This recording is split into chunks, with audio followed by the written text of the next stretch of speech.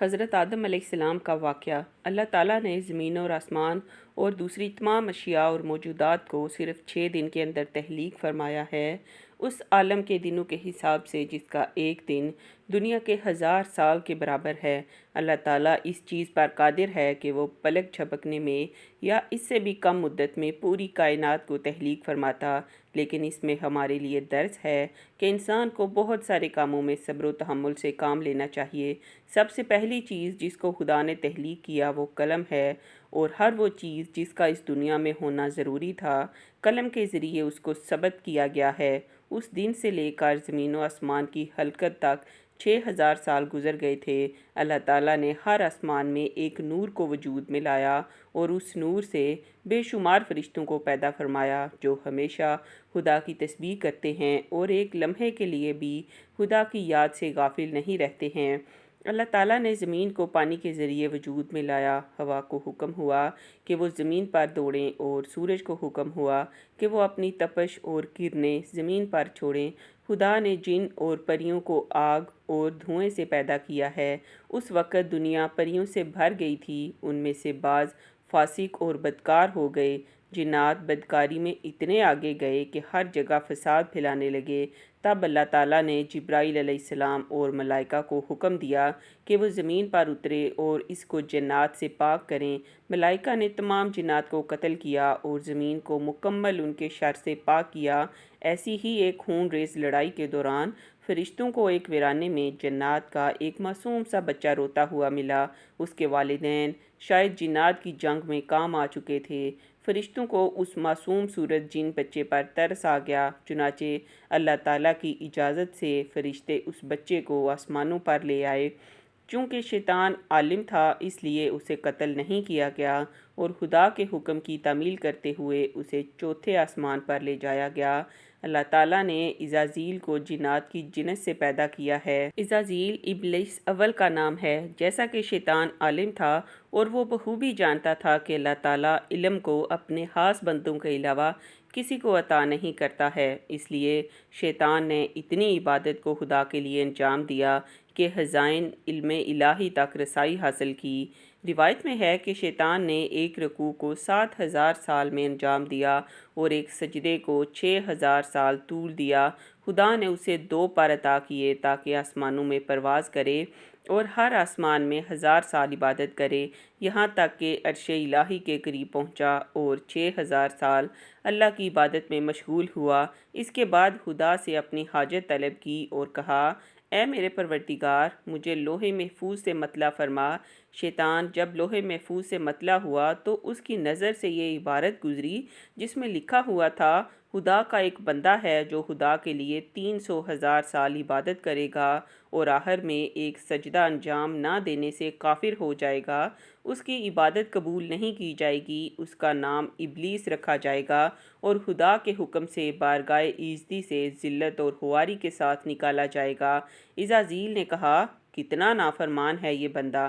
اللہ کی طرف سے خطاب آیا، اے عزازیل، اس جیسے بندے کو کیا سزا ملنی چاہیے؟ عزازیل نے کہا، خدایا، ایسا بندہ لعنت کا مستحق ہونا چاہیے۔ خدا کی طرف سے ندا آئی، اس قول کو کسی لوح پر لکھ دو اور سند کے طور پر اپنے پاس محفوظ رکھو۔ عزازیل نے کہا، خدا کی لعنت ہو اس شخص پر جس نے شیطان کی پیروی کی۔ اس کے بعد عزازیل کو بہشت لے جایا گیا اور وہاں 7000 سال تک خدا کی حمد و ثنا کرتا رہا۔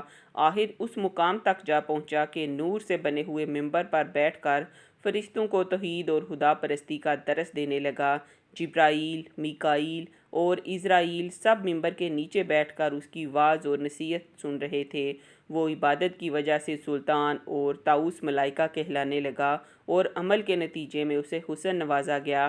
خدا کی مرضی سے زمین پر جڑی بوٹیاں، پھل، پودے اور مختلف جانور وجود میں آئے اور زمین حیوانات کی زندگی کے لیے بہترین جگہ بن گئی۔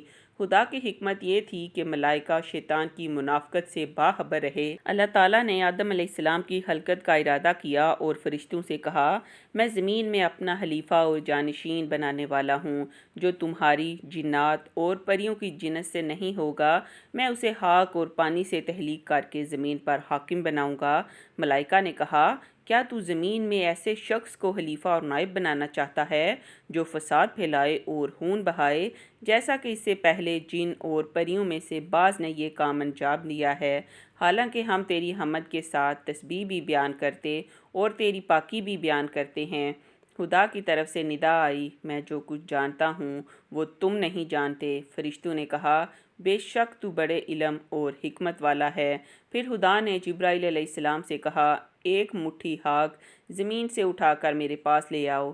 جبرائیل زمین پر اترا تو زمین اس کے پاؤں تلے کانپتی ہوئی کہنے لگی، میں خدا سے پناہ مانگتی ہوں کہ میری مٹی سے ایک ایسی مخلوق کو پیدا کیا جائے جو گناہ کا ارتکاب کریں اور عذاب الہی کا مستحق بن جائے، اور میں عذاب خدا کی طاقت نہیں رکھتی ہوں۔ جبرائیل واپس آئے اور خدا سے کہا، خدایا تو مجھ سے بہتر جانتا ہے، زمین نے تمہاری قسم دی ہے۔ پھر میکائیل آیا، زمین نے اسے قسم دی، وہ خالی ہاتھ واپس لوٹ آیا۔ پھر اسرافیل آیا، وہ بھی کسی نتیجے کے بغیر واپس لوٹ آیا۔ پھر اسرائیل کو حکم ہوا کہ وہ زمین سے ایک مٹھی خاک لے کر آئے۔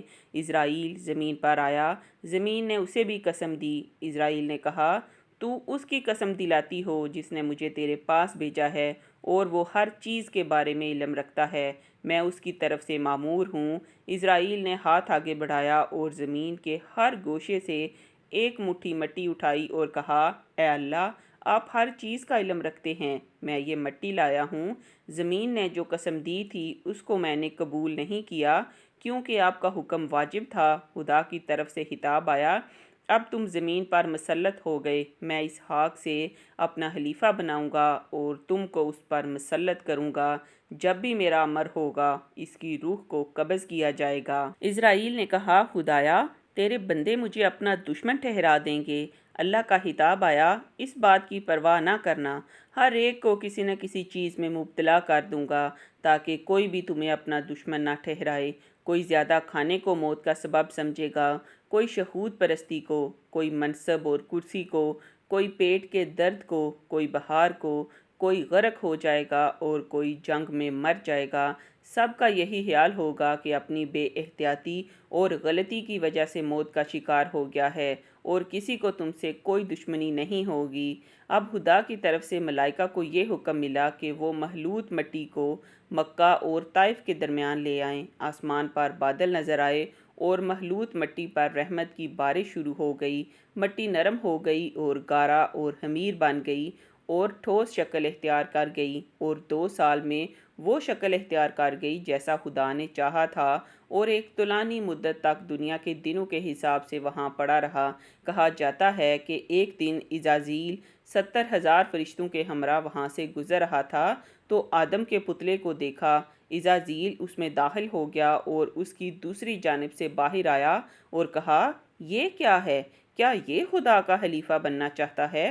خدا کی قسم، اگر یہ فیصلہ ہو جائے کہ میں اسے حکم دوں، کیونکہ میں جانتا ہوں کہ کس طرح حکم دینا ہے، لیکن اگر وہ مجھے حکم دینا چاہے تو میں کبھی اس کا حکم نہیں مانوں گا۔ جب اللہ کا حکم آیا کہ جبرائیل، میکائیل اور عزازیل آدم کی روح کو لے آئیں، جیسے ہی آدم کی روح ایک نورانی ظرف میں زمین پر پھیلی آسمان تک پہنچ گئی تو فرشتوں نے اس کے دیدار کے لیے صفیں لگائیں۔ خدا نے فرشتوں سے کہا، اے ملائکہ، جب تک آدم کے بدن میں روح داخل نہیں ہوگی تب تک اس کے پتلے کے گرد 7 مرتبہ طواف کرنا۔ عزازیل نے اپنے حسد اور خباثت کا اظہار کیا اور کہا، خدایا میرا جسم نور سے بنا ہے اور میں آگ سے پیدا ہوا ہوں، میرا جسم لطیف اور نفیس ہے، کس طرح میں اس نادان مٹی کے پتلے کا طواف کروں؟ اس کے بعد روح کو حکم ملا کہ وہ آدم کے پتلے میں داخل ہو جائے۔